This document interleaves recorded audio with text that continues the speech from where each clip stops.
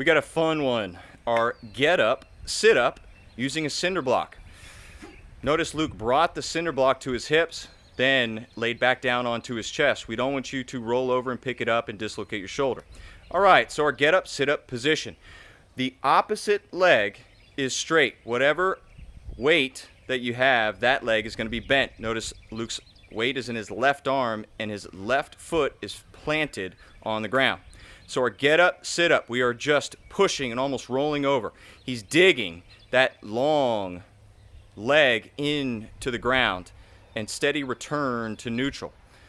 So notice he gets up to his elbow and works his way towards his hand. He's driving that Cinderblock straight up towards the sky and keeping his eye and attention and focus on that Cinderblock. Never take your eye off the block. We're going to keep these reps low. We want you to focus on driving through the whole body. See that bent knee? Then he pushes his way up to the top, returns the elbow, and then a nice strong control as he rotates back towards the ground. We know the weight is too heavy if your long leg, the leg that's straight, leaves the ground. Luke, give me a bad rep. You see how that left the ground? That was a slight exaggeration, but if at all your heel leaves the ground, we want you to focus on digging it into the ground as you get up into your sit-up. If you are incapable, not strong enough to keep that heel down, drop down to a weight you can manhandle.